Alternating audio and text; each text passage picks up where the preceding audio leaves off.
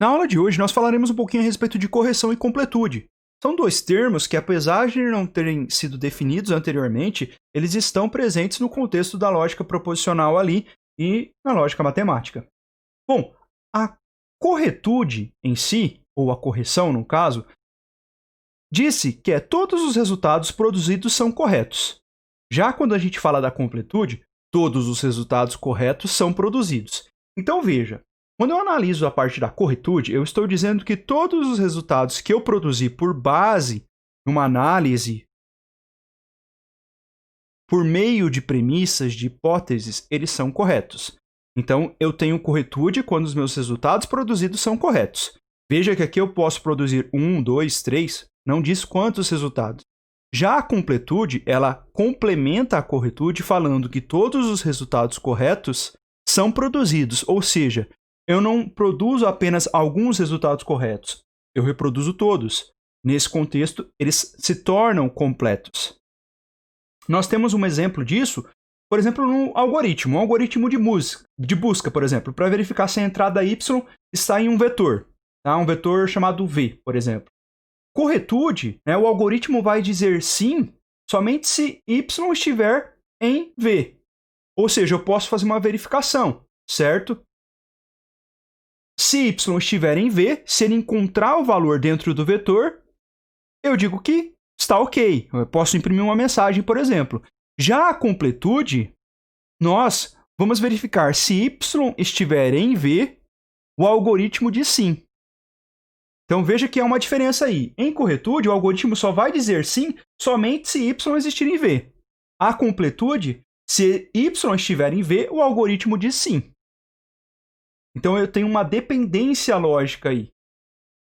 Nesse contexto, corretude pode ser dita, pode ser interpretada com tudo que pode ser provado que é verdadeiro ou correto. A completude, tudo que é verdadeiro ou correto pode ser provado. Então, na corretude, nós temos o que a gente chama das fórmulas proposicionais e nós vamos analisar para verificar se, por exemplo, um argumento, a conclusão de um argumento, ela é verdadeira com base num conjunto de premissas ou em uma premissa. A completude já utiliza o valor que é atribuído para aqueles meus elementos, para os meus literais, junto com os conectivos, com as minhas fórmulas proposicionais em si, para verificar se aqueles valores, tudo que é verdadeiro ou correto, pode ser provado. Então, eu tenho um complemento entre um e outro. Uma prova é uma produção sintática,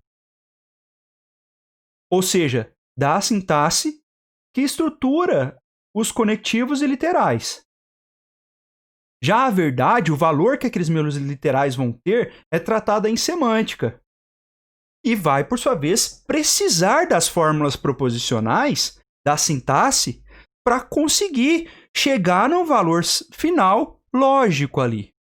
Então, eu não consigo, por exemplo, determinar se o meu argumento vai chegar numa conclusão verdadeira ou falsa, se eu não consigo olhar quais são as premissas que me levam àquela conclusão.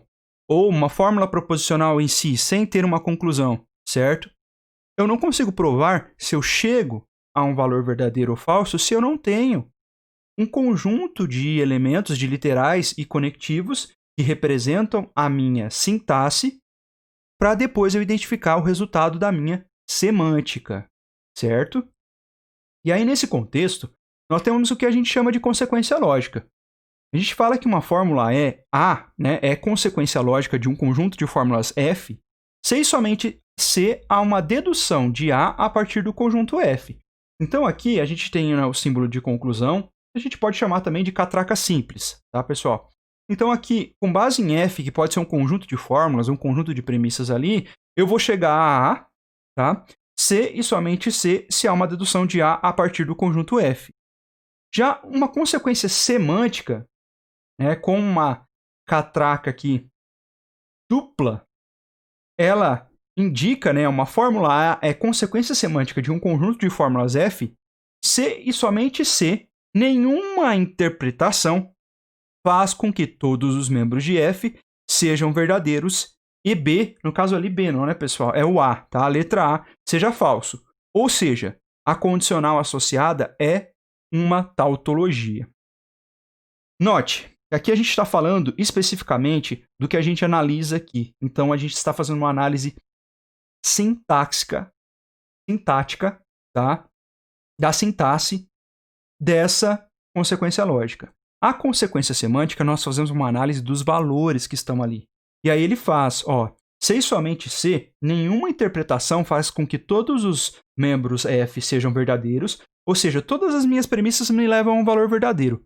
Mas aí no final, o A é um valor falso.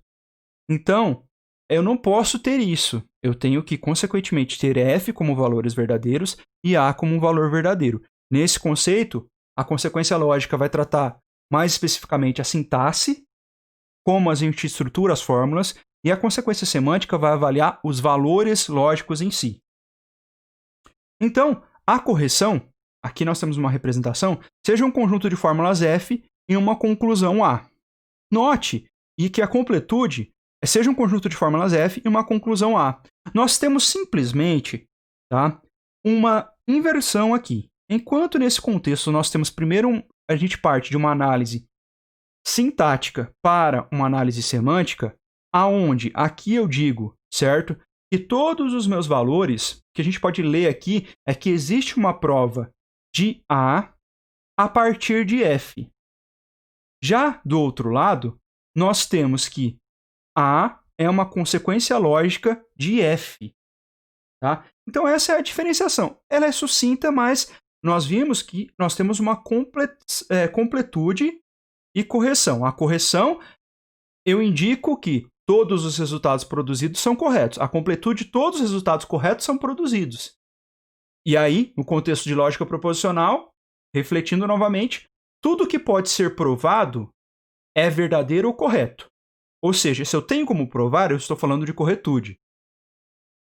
Tudo que é verdadeiro ou correto pode ser provado. Isso é completude. Veja que é uma inversão dos valores. Enquanto eu falo que tudo que eu posso provar é verdadeiro e correto, eu tenho corretude. Agora, tudo que é verdadeiro ou correto, tudo, ou seja, todos os resultados que eu obtive, podem ser provados. Isso é completude. A princípio pode parecer difícil de nós entendermos, mas o conceito é esse. Nós podemos falar que o conjunto sintático ali, ele é mais mecânico, porque nós já temos as fórmulas prontas. O conjunto da semântica, ela é mais filosófica, ela é mais expressiva. Eu preciso analisar exatamente quais são as especificações dos meus literais, dos meus conectivos, para que depois, quando atribuído um valor, eu consiga expressar e identificar qual foi o valor lógico que foi obtido. Certo? Então, nós podemos, por exemplo, ter um exemplo onde P e Q, né, levam à conclusão P. Esse seria o argumento. Então, a gente afirma que a partir de P e Q é possível produzir P, ou seja, produzir o lado direito da conjunção. Quando nós temos P e Q e o símbolo representado pela minha catraca dupla ali, nós podemos afirmar que se P e Q for verdadeiro, Q também será. Ou, no nosso caso, P também será, no caso, né? Por exemplo, na nossa situação, se F for a representação de P e Q, e eu estou querendo falar desses termos utilizando a semântica, uma conclusão semântica, então eu digo que, consequentemente, esse conjunto, esse argumento, afirma que se P e Q for verdadeiro, P também será. Então, aqui no caso, se o que eu tiver como fórmula F aqui, né, como parte das fórmulas F aqui, forem verdadeiras, A também o será.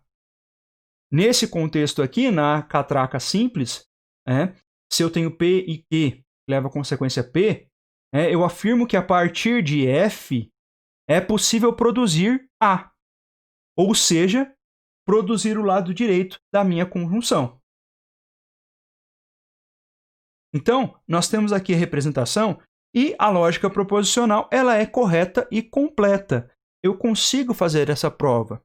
É claro que existem formais que não são completos, como o teorema de incompletude de Gödel.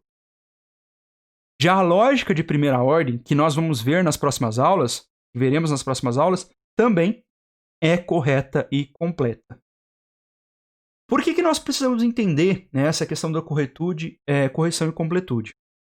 Veja, eu estou trazendo foco para uma análise sintática, né, sintáxica, da sintaxe dos meus diferentes elementos que eu tenho ali, dos literais, da parte conjuntiva e da parte semântica. A parte semântica é aquilo que depois que eu tenho expresso a minha fórmula proposicional, eu vou conseguir aplicar valores lógicos ali e chegar a um determinado valor.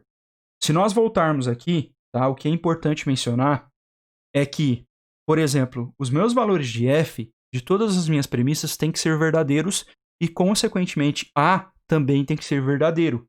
O mesmo ocorre aqui para f e A quando eu estou representando por meio da catraca dupla, certo? Então, eu tenho que utilizar. Veja como eu faço a leitura, voltando, né? A leitura dessa parte aqui, onde eu tenho uma análise sintática. Existe uma prova de A partir de F. Nessa outra leitura, onde nós temos a catraca dupla, eu faço a leitura de que A é uma consequência lógica de F. Veja, no primeiro eu falei que existe uma prova que A, né, de A partir de F. Então eu consigo provar, e lembra, nós usamos isso, nós provamos. Nós usamos regra de equivalência, nós usamos regra de inferência, nós usamos a resolução e usamos o método por absurdo para provar que nós conseguimos chegar a uma conclusão, no caso aqui, por exemplo, a por meio de um conjunto de fórmulas. Nesse contexto, se a gente consegue chegar nessa conclusão e provar que o argumento é válido, ou seja, ele é tautológico, nós conseguimos chegar no valor verdadeiro, por meio das premissas que serão verdadeiras, nós temos então a prova que aquele argumento é válido. Por consequência, eu posso dizer então aqui no caso que A é uma consequência lógica de F. Agora, se eu não conseguisse chegar a um valor verdadeiro, eu não consigo afirmar que o meu argumento é válido. Tá? Então, por isso, tanto a lógica proposicional, que é a que nós utilizamos, ela é correta e completa, e a lógica de primeira ordem, que nós vamos ver nas próximas aulas, também é correta e completa. Nós vamos falar um pouquinho mais a respeito da correção e completude no contexto das demais aulas, mas é importante que nós tenhamos em mente qual é o significado de uma e de outra. Agora, eu deixo vocês com a lista de exercícios para ser realizada. Bom trabalho!